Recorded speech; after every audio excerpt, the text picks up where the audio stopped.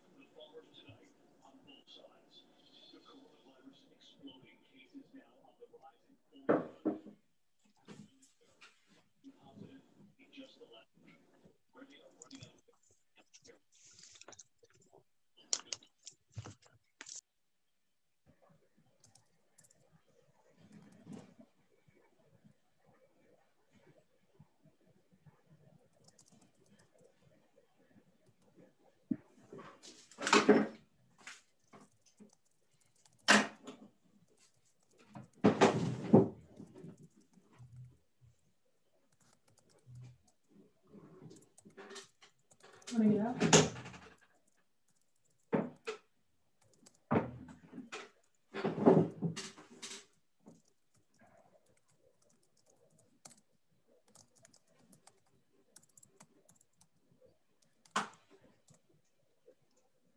Okay.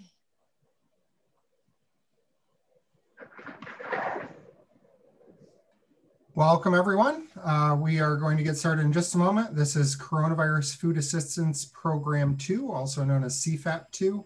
I am one of your hosts, Myron Thurston, Agricultural Economic Development and Marketing Specialist with Cornell Cooperative Extension of Madison County. And we're also joined by Nicole Tamel, Liz Higgins, we'll be working through this starting in just a moment as we finish letting people in.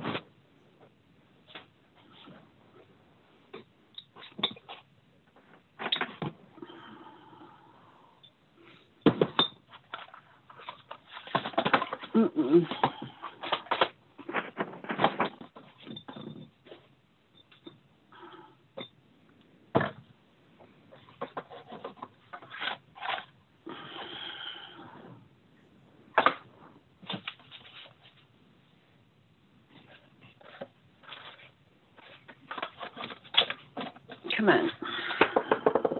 I just want to remind everyone to make sure that we're on mute so there isn't any back feed of noise for a presentation this evening. Thank you.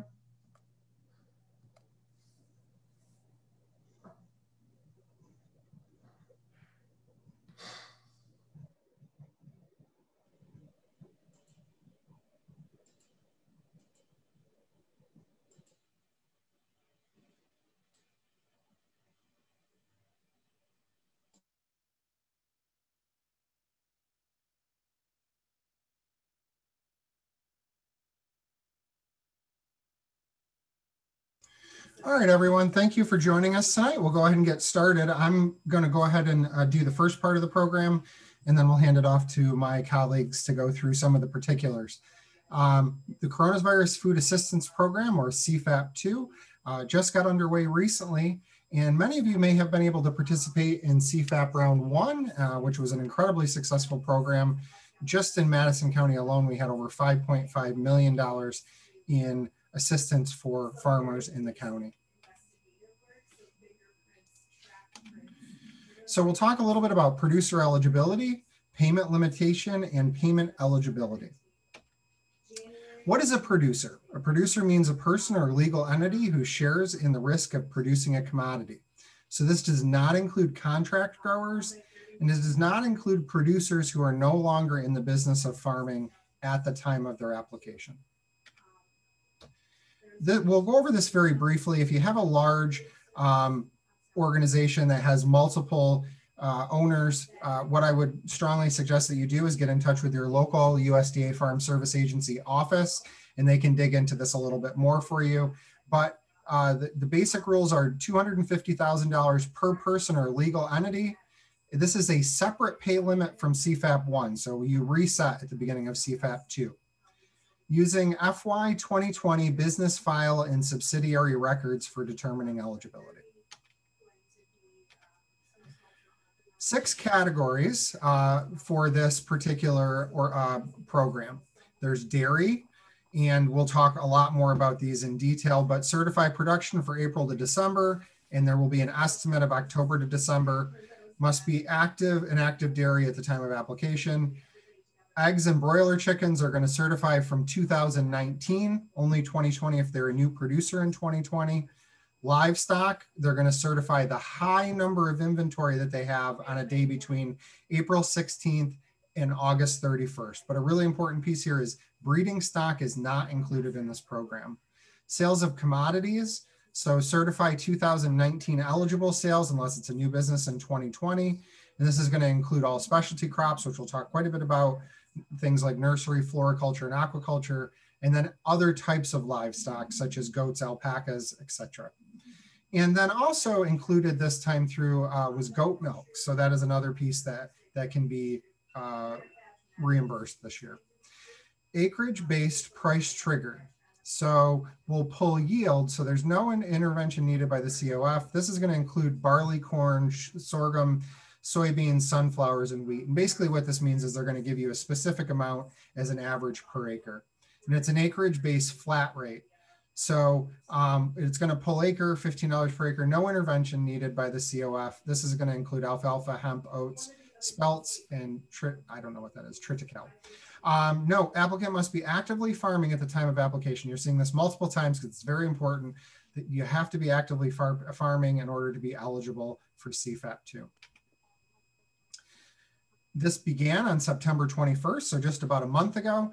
It ends on December 11th, which means your application has to be into your FSA office by December 11th, 2020. 1 application nationwide per producer. The producer certifies themselves. Documentation is only required upon spot check. So what this means is that unless you're audited, you are self-certifying your production with your FSA office. Completed AD 3117 may be submitted to any USDA service center. So certainly we encourage you to work with your local FSA office, but this can be submitted to any service center. Recording county responsible for acting on AD 3117. And I'm going to hand it off to Nicole to talk a little bit about dairy provisions. Hi everyone, my name is Nicole Tamel. I am from the Central New York Dairy Livestock and Field Crops team. I cover an 8-county region from Saratoga County to Shenango County. And this evening, I'm going to talk a little bit about the dairy and the livestock component of the CFAP2 payment. We also have Sandy Scott on from the Fulton Montgomery FSA office, and she'll be able to answer questions at the end of our session. I know she does have a few of them waiting in the wings, so we'll let Sandy discuss those a little bit later. We also may have a few other folks from FSA jump in at the end of our presentation. So Myron is going to drive this evening since I've been having some internet connectivity issues today. So hopefully I can get through my section and then we can work through that. So the first component we're going to talk about is the dairy. And basically this is from dairy operations that are commercially market their milk from their cattle. And this is the exact same as CFAP1.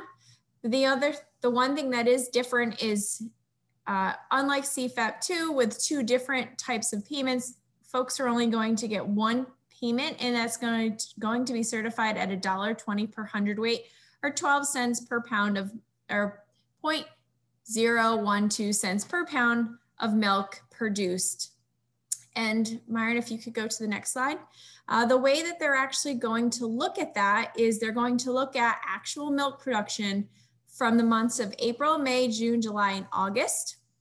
So they will get your actual milk that you produced, and then also any dumped milk during that time.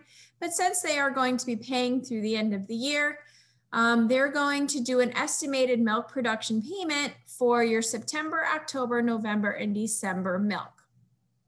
So basically what they're going to do is they're going to look at your past history, and then they're going to look and create an estimation from September, October, November, and December. The national adjustment to estimate expected milk production is basically your daily average of actual pounds produced from April through August, multiplied by the number of days of milk that were produced from September to December. So that is how, when you go to your FSA office, they're going to determine that future estimated milk production. So moving on, the few caveats to this CFAP2 is if you dissolved your dairy prior to that September date that Myron just spoke about, you are no longer eligible for your CFAP2 payment. So that's one. Dairy operations that dissolve after the enrollment will actually use your actual production, and your estimated production will be prorated depending on the number of days that you shipped milk during that September through December timeframe. So if you stopped milking cows on December 5th, or let's say December 1st, so, but you're paid through the end of the year, so anything that was beyond that December 1st date, you'll actually have to send money back to Sandy or the FSA. So make sure that people are very well aware of that. So everything is prorated if you do decide to stop milking cattle after that September date. Dissolved dairy operations. Whoop, can you just go back one more? Thank you. So, oh, okay, so I did say that. So anything that is dissolved after that date, you'll have to refund any money back to the FSA. So the other thing is when you look at your dairy production, item 7 is going to be your total production from April 1st to August 31st. So you're going to enter the dairy operations total milk production. You can get that from your milk checks. And then item 10A, your dairy operations are no longer marketing milk before December 31st, will enter your production end date. So you must make sure that you are entering your total production. And then also if you are no longer producing milk, what's the last day you produced milk? So that kind of echoes back to the previous slide where they really want to make sure that you're staying with your production. So the next part is egg provisions. And obviously if we have any questions, you can hold them until the end. You can throw them in the chat box also, just so folks know, which is on the bottom of your screen. Eggs are a little bit different. Eligible egg operations who commercially market shell, dried, frozen, or liquid eggs from chickens, they are eligible for the CFAP2 payment.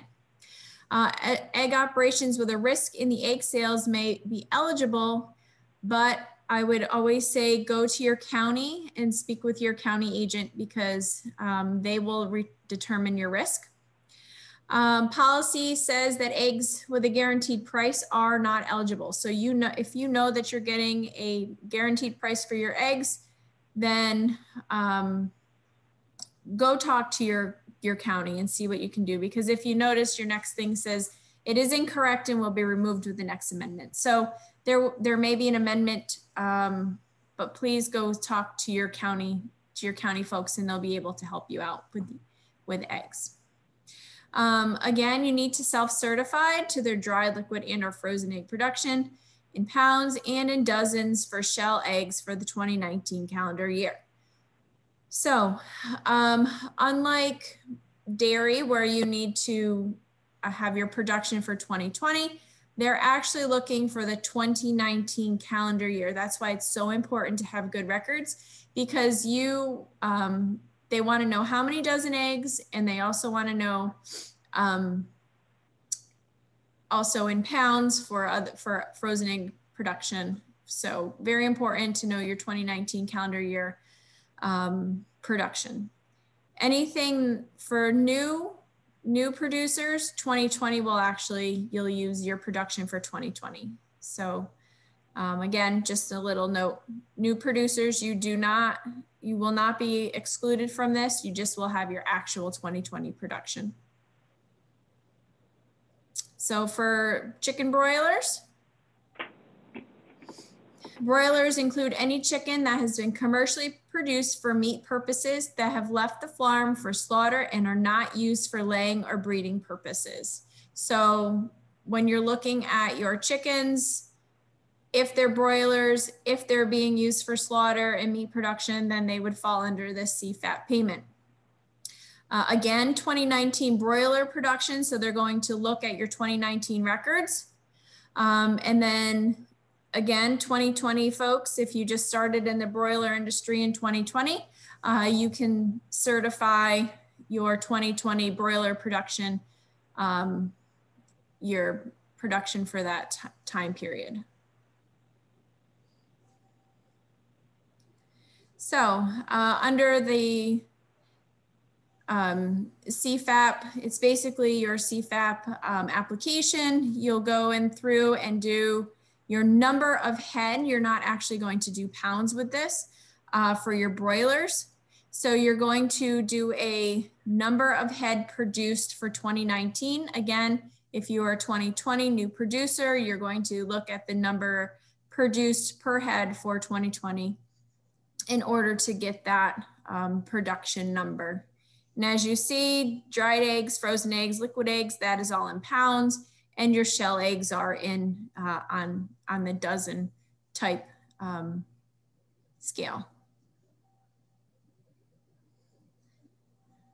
So livestock provisions. Livestock is a little bit different this time because we do not have our two different payments like we did previously.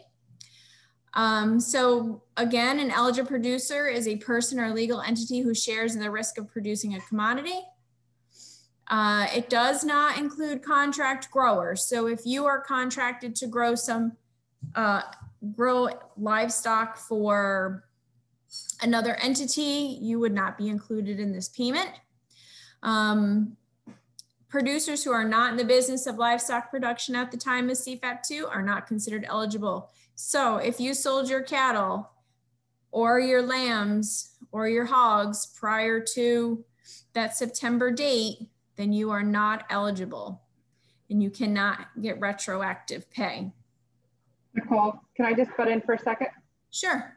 I just want to clarify on that one because we did have that question and we sent it to national office and got back the answer that if it's customary that maybe you sell off you raise feeders and you sell them all off in the fall and then you get new ones in the spring, you're still eligible because you had them in August and that is your customary practice for farming. Okay. So it's not that you wouldn't be able, it's not that's your customary practice, but you're still farming because you plan on getting another group of feeders, you know, in the spring. That's great to know. So people that are grazing cattle through August, say, or lambs or sheep through August, typically it's cattle. So if they graze their cattle through August and then they ship them to backgrounding yards and they're still eligible, correct? That's correct. Okay. So thank you for the clarification, Sandy.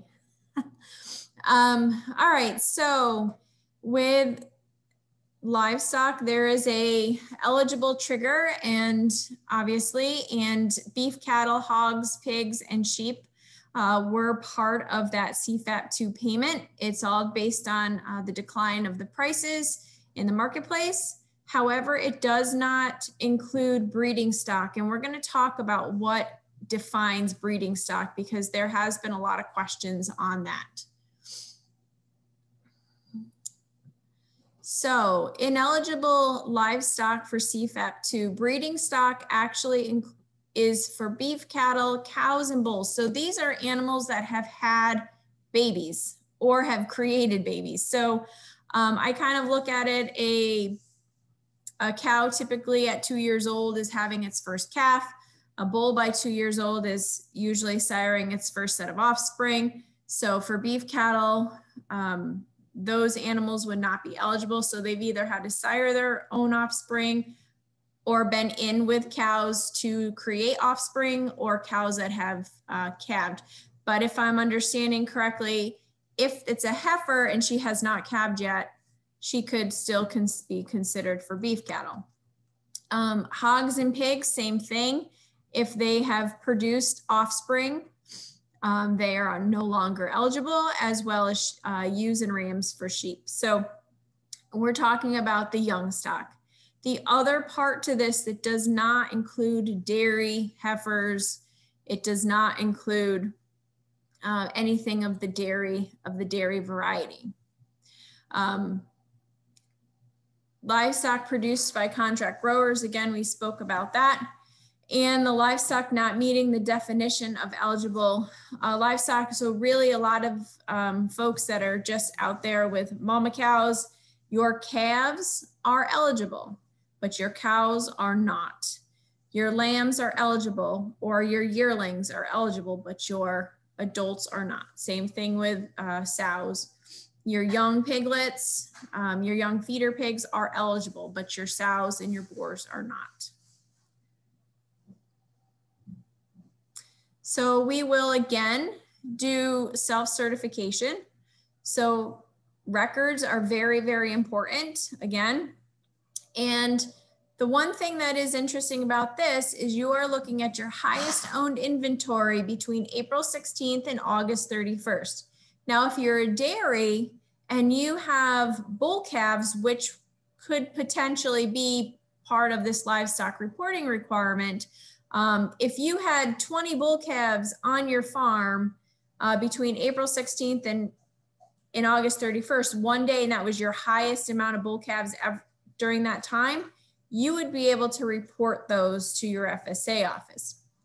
But it is all about self-certification. So look at your inventory and see when the highest date, inventory date you have on your farm. And that would be the day that you would certify.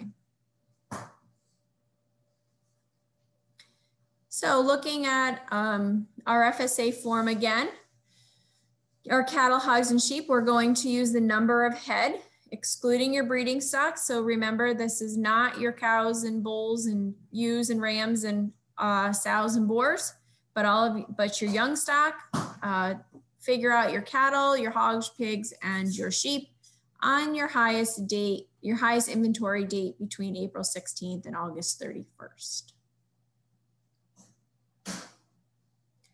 So we just spoke about this. Your breeding stock, bred beef heifers are eligible if owned on the date for the high inventory.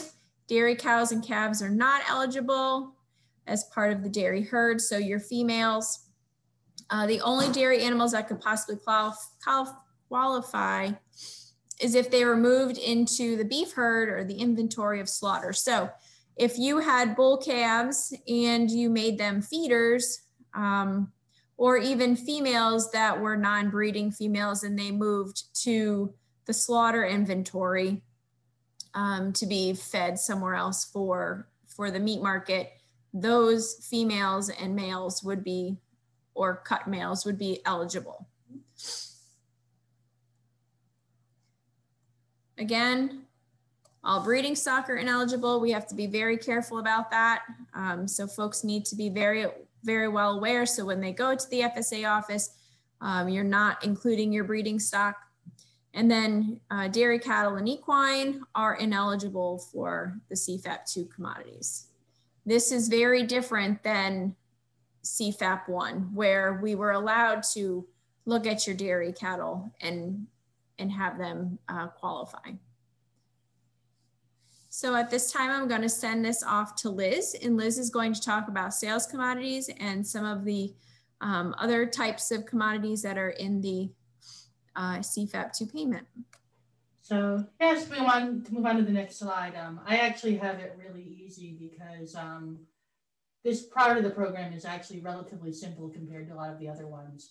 So this is sort of the catch-all for all of those other crops. So aquaculture, specialty crops, which are generally your fruits, vegetables, herbs, would be under specialty crops. Nursery crops and floriculture, cut flowers, greenhouse crops, and livestock, non-breeding, grown for food, fiber, for feathers, and that's like all of the other miscellaneous livestock you might raise. You know, your deer, your goats, your guinea pigs, if any of you are guinea pig farmers, your rabbits, your ostriches, just, you know, like anything like that isn't basically a pig, a chicken, or a cow fits in this category. Next slide. Christmas trees are included now. Goat milk, mohair. So mohair and wool. So you could have sheep, and then you could also have the wool, and so your wool sales would be included. If you have rabbits and you have mohair, or goats and mohair, or alpaca and wool, those would be two separate lines. But these are all included under these sort of what they call sales crops. If you want to move to the next, and mink, I guess, if you have mink. So what they're going to look at in this case is that they are going to say they're going to look at your sales in 2019, and your CFAP payment will be a percentage of those 2019 sales. And like the other commodities, if you happen to be a new producer, so 2020 is your first year, and we'll go into this in more detail later, then you would look at your 2020 sales to date at the time you apply.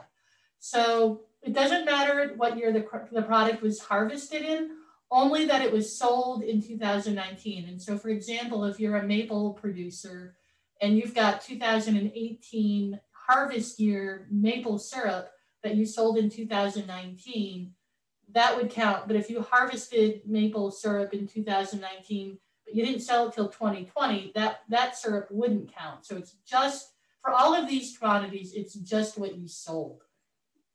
The other thing that they want you to know is that this only includes the sales of the raw commodity that you've grown, so not the value-added portion. So we have a lot of wine grape producers in our area, and so your CFAP payment would be the value of the grapes, not the value of the bottle of wine.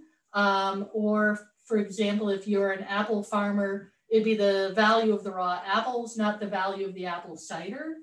But they do have some language here that says that sorting and bagging the product doesn't count as processing. So that cost or that value added, and this is important, I think, we were talking about this earlier because we have a lot of CSA farms that, they grow a wide variety of crops, and then they put those crops all into a bag, and then they sell that bag of crop to people. That value of that crop that you sold in 2019, your CSA share, if it's just raw commodities that you grew that fall into these eligibility categories, that would count as your 2019 sales. So Myron, next slide. Yeah, and this sort of reiterates, I guess there was some question about whether sap is syrup, and it does look like that, it's likely that syrup is sap. But you want to check with your FSA office on that one. The next. Oh, yes, so basically there is a formula for figuring out the value of the sap based on your syrup sales. Okay, so basically it's the maple syrup you sold. There is a factor that they'll use to assume the value of the sap. Next slide. And I will say, actually, just to let people know, maple syrup producers in CFAP1 were some of in the specialty crop category, were some of the largest recipients of CFAP payments. So if you are a maple syrup producer and you're not aware of this program, you're probably the only one in New York, and you should definitely get on the stick with this one. So here's what's not eligible for CFAP2 under this category. Breeding stock, which Nicole has gone into a lot of detail about, but that would include your breeding alpacas and your breeding mink and you're breeding like all of those other breeding, like you're breeding emus, I assume, if you have them.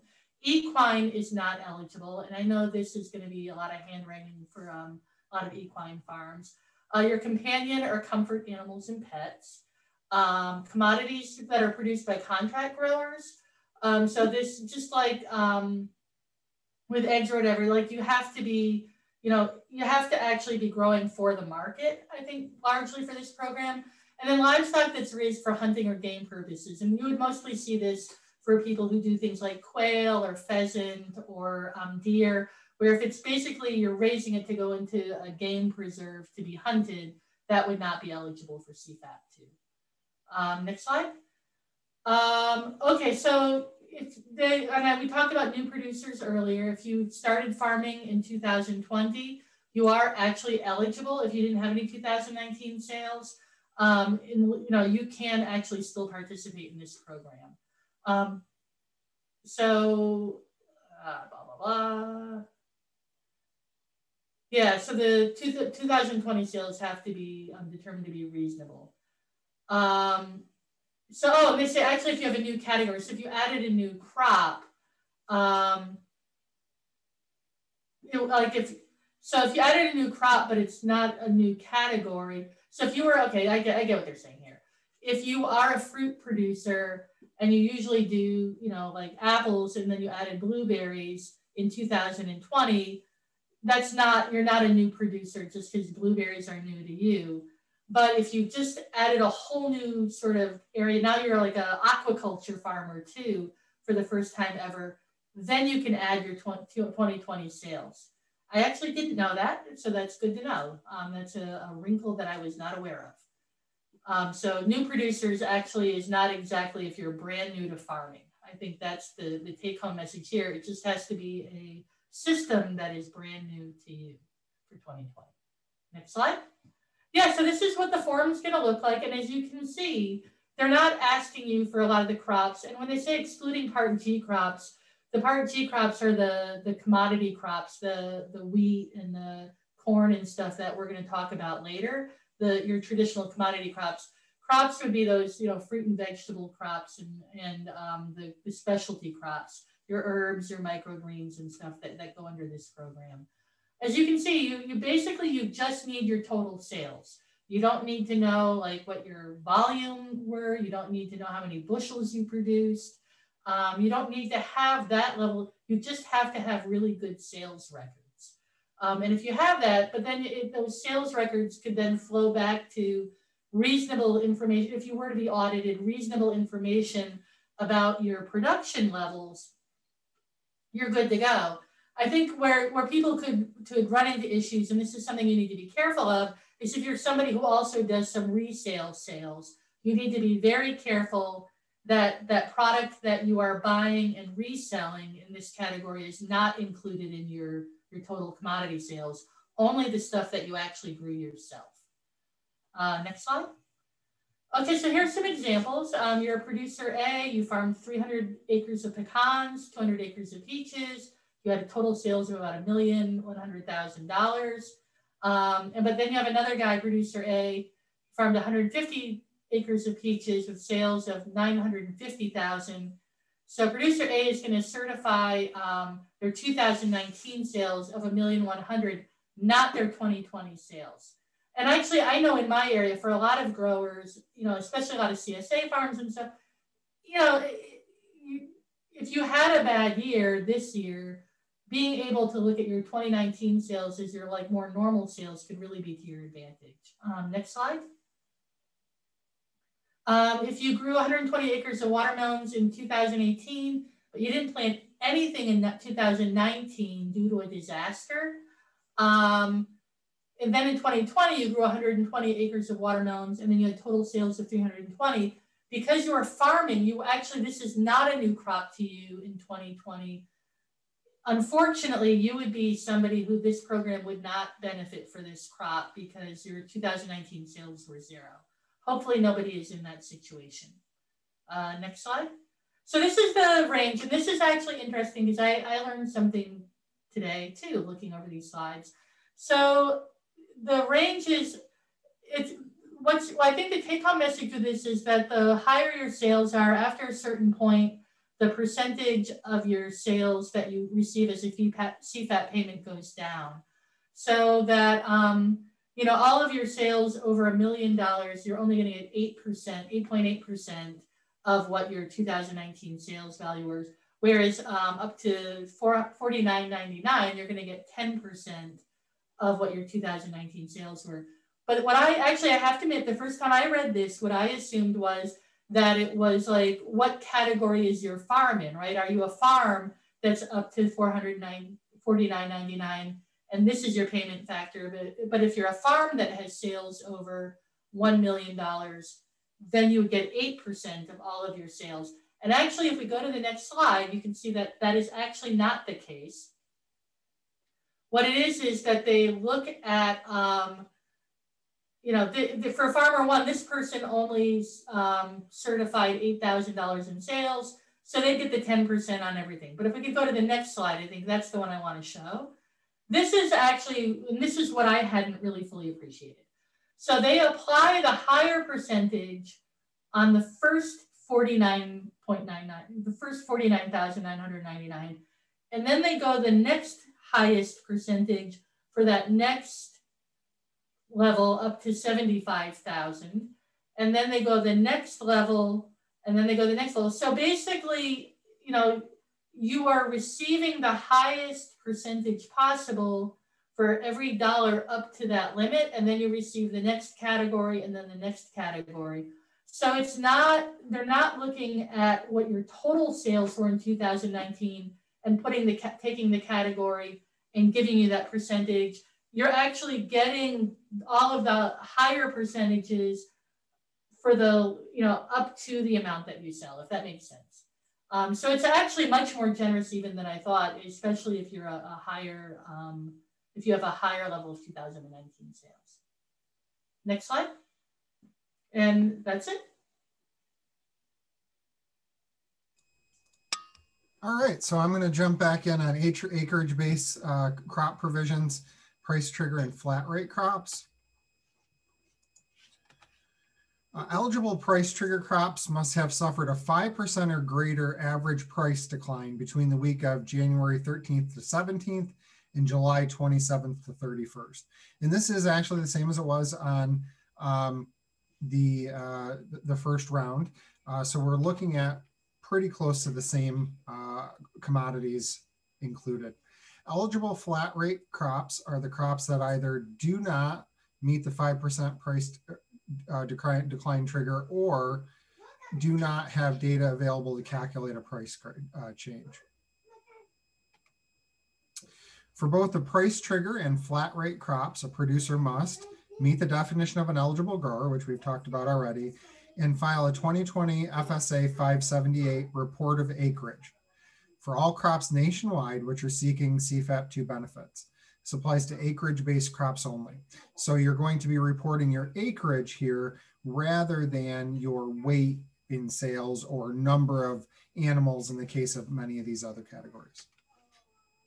Eligible acres means the producer's share of 2020 determined acres or reported acres if determined acres are not present, reported on the FSA 578 with some exclusion. Failed acres are considered eligible acres. So if you had 50 acres of wheat that just didn't happen, you're still can consider them 50 acres of wheat for the purposes of your application. Price trigger and flat rate crops, ineligible intended uses and crop statuses. Intended uses, grazing, green manure or left standing, crop status of experimental, and crop supplemental status of prevented planting or volunteer. So these are ineligible intended uses for crop statuses. So that means if you have another 30 acres that you decided to put over to grazing for a neighboring dairy farm, those would not be able to be considered for use in this particular application. So here's some information about price trigger crops. Well, here's a list of all sorts of different stuff that is included, including barley, corn, and with the corn you can see the type of corn that's included. With all the other ones here, all different types are included. So this is going to get into some of the ones that aren't included are some of your real specialty corn here in this commodity area.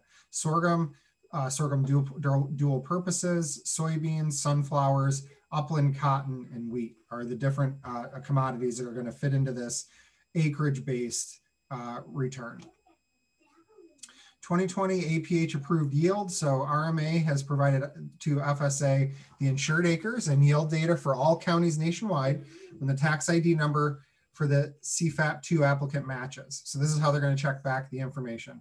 Primary insurance policyholder, secondary insurance policyholder, if secondary policyholder is the CFAP2 applicant spouse. And if they have a whole farm policy, they will get the ARC yield. The weighted APH approved yield is calculated using insured acres from RMA records, but CFAP2 payments are computed using FSA 578 acres. So this is going to be what you report back to the FSA on your application. Weighted 2019 ARC CO benchmark yields determined for the crop based on the producer's eligible acres by physical location and county, and then the 2019 ARC CO benchmark yield for each physical location county. So this is going to be based on what the area of the country is, again, physical location and the number of acres. And this is automated. So your FSA office is going to take this information and put it into their automated system, and it's going to give them a number for what your return would be on your application. So here we can take a look at what the application looks like. Item number 24 will be pre-populated with the weighted 2020 APH approved yield. So in the case of corn, this particular application is reporting 175 acres of corn. This weighted insurance approved yield is what's going to come into play to give you your actual payout. And again, this is not up to anyone locally or you or even your FSA representative. This is something that's in their system, and this is what it's paid out on. The COC may adjust the weighted insurance approved yield in item 25 if applicable. CFAP2 payment will be equal or greater to of producer's eligible acres times the result of multiplying the producer's weighted 2020 APH approved yield, or if a weighted 2020 APH approved yield is not available, 85% of the weighted 2019 ARCCO benchmark yield. So again, they're going to go off of your APH yield if possible, but if that's not available, it will go off 85% of the 2019 ARCCO yield. Applicable crop insurance percentage times applicable crop payment rate, or $15 payment rate per acre. $15 per acre is the minimum payment a producer would receive for all of the price trigger crops. So if the first formula does not come out to at least $15 an acre, you know that if you you're going to get at least $15 per acre of eligible commodities. And then we'll get into some flat rate crops, which are going to include things like alfalfa, buckwheat, canola, cotton, and a whole bunch of other stuff. And then some things that are considered things like rice and mustard, spelts, sugar beets, and I'm not going to go through all these, quinoa. Only items applicable to flat rate crops are items 21 and 22. So again, you're going to list the crop and the reported number of acres. Items 21 and 22 are populated from the CARS. So again, you're only going to need to report 2020 number of acres for those included flat rate crops. CFAP2 payment will be calculated by multiplying the eligible payment or the eligible acres of the crop times the $15 payment rate per acre. So if you're growing 100 acres of alfalfa, you're going to get $15,000 back as your payment. So that would conclude the flat rate and commodity-based pieces, and we'll open it up to questions. And I believe Sandy may already have a few of those.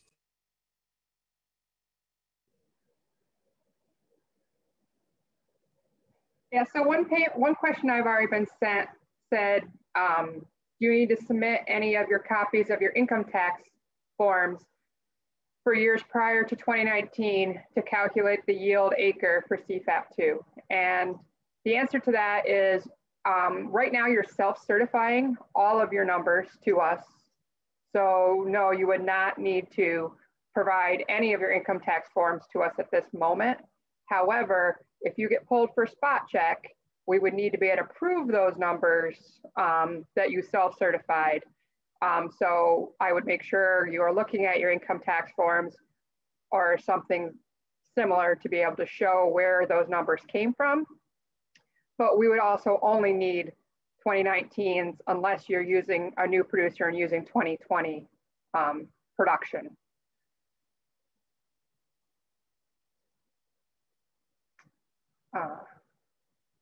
Another question that I have here is, how will we be notified that you have been accepted for payment? Every office is open at a different setup right now because of COVID.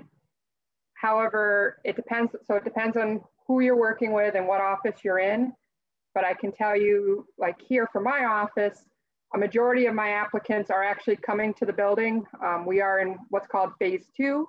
So we are allowed to let people in the office one at a time, as long as we follow the COVID rules with social distancing and wearing masks and sanitizing. Our door is still locked. We have to let you in, but you're coming in and filling out your application with me at the time. And we are giving you the handout on what your payment would be while you're here. And so everything, I have been delegated authority to approve those applications. So typically they're approved here out of my office within a day or two. And then the payment comes over the next day. And then the payments, once we submit them to go out, it takes about 3 days to hit your bank account. So typically you're getting the money about a week after you submit your application. But like I said, every office is different. The national average is about 3 days between when you apply to when the application is approved. And then, you know, like I said, after that, it's about 3 to 4 days to hit your account. Another question I have here is, I do not derive 75% of my income from the farming operation. Do I still qualify for CFAP? And the answer to that is yes, as long as you can sign the adjusted gross income form that says you make less than $900,000 adjusted gross. And that's looking at, since we're signing a 2020 form, we're looking at 2017, 2018, and 2019 as the 3 years we're looking at for your adjusted gross income. But the office can go over that with you and answer any questions you have about that. The only time we need to worry about that 75% of your income coming from farming is if you're above that $900,000 adjusted gross income.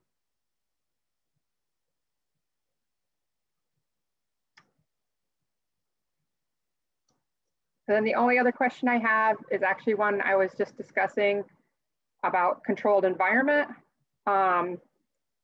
Basically for cut flowers and anything that's grown in controlled environment, our definition of controlled environment says it's a controlled environment means the environment with respect to the crops for which a controlled environment is expected to be provided, including but not limited to ornamental nursery, aquaculture, including ornamental fish, and floriculture, an environment in which everything that can practically be controlled within structures, facilities, or growing media, including but not limited to water, soil, or nutrients by the producer, that is in fact controlled by the producer as determined by industry standards.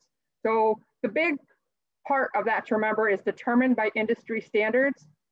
So if you're somebody who grows, the industry standard is you can grow it outside. It doesn't have to be inside a high tunnel or a greenhouse. If industry standard says it's something that can be grown out in the field, such as cut flowers, then they're all eligible, whether it's in the field or in a greenhouse. The other thing to remember with controlled environment, we had this question sent up, and it was more about like for fish, or other crops that are, you know, more aquaculture, you can do controlled environment by just having control of the water which those animals, those fish are being grown in by a lease or something of that water. Oh, I got another question here. It says, I sold half my cows on July 1st. How is my production estimated? So we're still doing as long as you're still commercially selling milk, we are still taking that production from April, May, June, July, and August. It is adding all of those total production together. It's coming up with a daily average pounds, and that daily average pounds will then be put in for September, the number of days you have from September 1st through December 31st. So as long as you're still commercially selling milk, you would still get all that pounds from April to August would be used to come up with that daily average.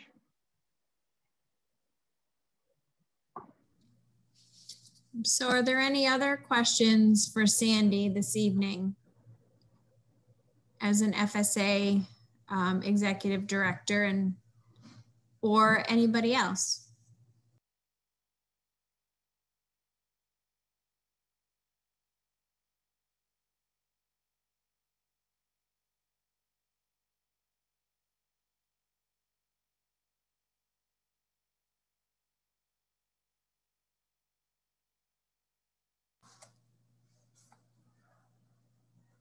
Myron, Liz, do we have any other?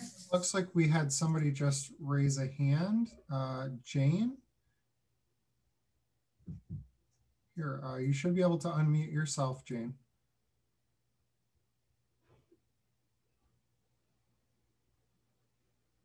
Or you can type your question in the chat box if that would be easier, or maybe you just accidentally raised your hand.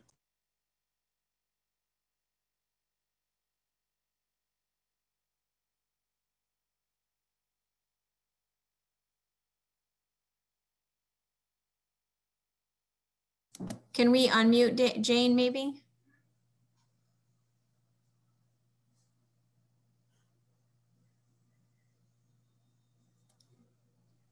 There was, go ahead. I was wondering about honey as a commodity. Is that dealt with under CFAP? Yes, it is. Honey is eligible. So for CFAP2, which it was not for CFAP1, and it goes underneath we need the total sales from 2019, the same way we did for the other vegetables and maple syrup. It'd be your sales number. Thank you. Yep. Thanks, Jane. So we also have a question from Steve. Is grass mixed hay included in flat rate crops? Unfortunately, grass mixed hay is not included. The only hay that's included this time, and I don't understand, this is just an FSA thing. It's similar to the way it worked for the market facilitation program, is if you have straight alfalfa hay. That is one of the flat rate crops and you get $15 an acre. But if it's a mixed grass hay, it is not eligible. And then we have a comment from Martha. Could you comment on how an application for a mixed vegetable operation would work? Sure. So basically, I guess I might need some more information, but how I'd say for a mixed veg, if you're talking mixed vegetables, like you grow lettuce, cucumbers, tomatoes, and those types of things, then you would take your total dollar sales from all of those crops and add them together. And that's going to go on the one line for your crops. However, if you're talking like if you do some fruit, or actually maybe not fruit, but you sell some chickens, or you sell some goat milk or something else, it would go in a different line item on that. But if it's just mixed vegetables, as long as every vegetable is eligible, you would add all the total dollars together.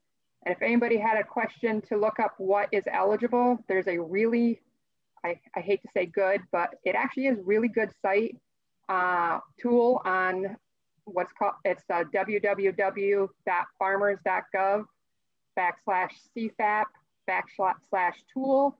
And if you go to that site, this is also where you would go if you wanted to try to do your application yourself, which I don't recommend. You would see there's a drop-down box that says type or select eligible commodity. And in that box, you could say, you can start typing and it'll pre-fill. And for example, if you pull up alfalfa sprouts and click see results, it will tell you if alfalfa sprouts is eligible, and it will tell you that it is a crop that is eligible for under specialty crops. Yeah, and I can tell you, and Sandy, I'm sure could, I work with fruit and vegetable farms in Eastern New York, and I would be hard pressed to find a fruit or vegetable crop that people grow in our region that isn't eligible under CFAP2. Like people were getting payments even under CFAP1 for things like rhubarb. So it's a pretty comprehensive program. And of course, I'm telling you about this website, and as of right now, I can't make it work. But it does work normally, just not tonight, apparently. So no, actually, Gary asked if you had to have a produce pound per acre as well as a dollar value in filling in the forms. No, I can, it's just your dollar value. It's not your acreage or pounds per acre. Right. So that is a difference for this program, and it is a difference you're going to see dramatically in some of our areas here, because I know some people might sell down into the New York City area and be able to get a lot more dollar per pound for some of their crops than maybe people in upstate New York, further upstate selling. And we are only looking at your dollar figure that you get for them, as long as there is no value added done to that crop. That's where it would get trickier. If you're taking and making jam out of your berries, the jam is not eligible. Only what you would have gotten for those berries is eligible.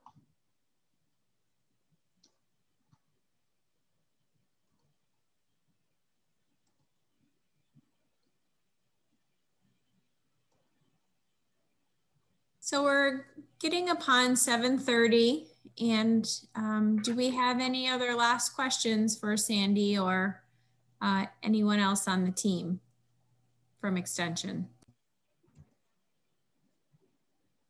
Yeah, the only thing, this is Liz, what I'd like to say is, and I'd really like, to give a lot of credit to the FSA staff in New York. If in doubt, don't assume that you're not eligible. I have found with this program that FSA is working really hard to, to make this program accessible to as many growers as possible. And so, if you're not sure, don't make the decision yourself that you're not eligible. Go to FSA and ask them, because, there are things that I thought weren't eligible and they are. And, and I've been thinking about this a lot. So definitely talk to Sandy or your FSA staff.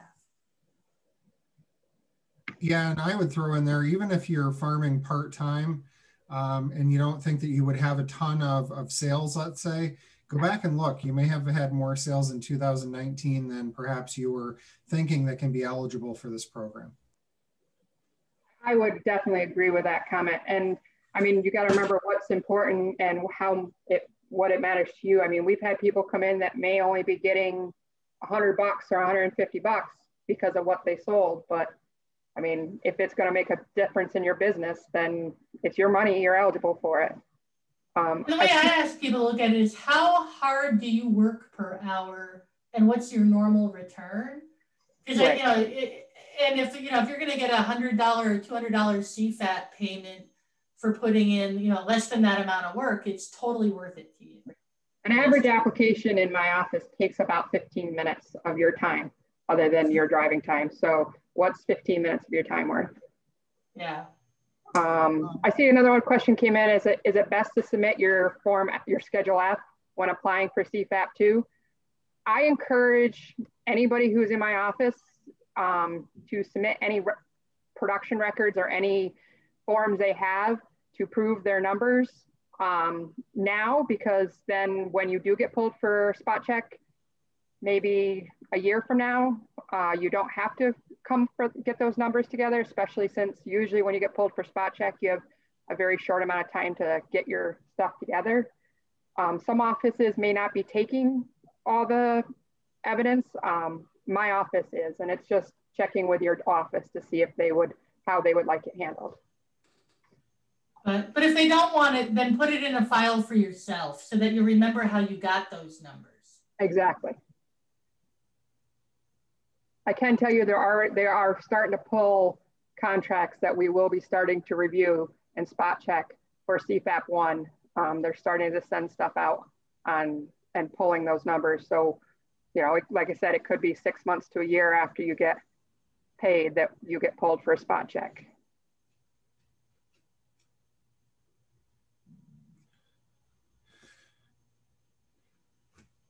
All right, well, we'd love to thank everyone for taking the time out tonight to come spend it with us. And as always, Nicole and Liz, it's been a pleasure. And Sandy, thanks so much for joining us.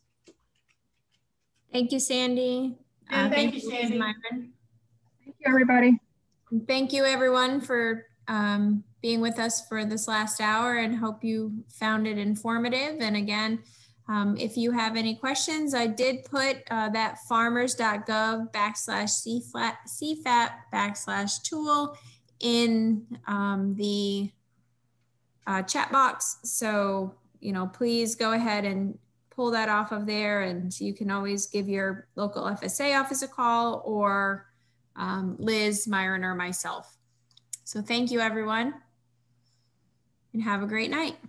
All right.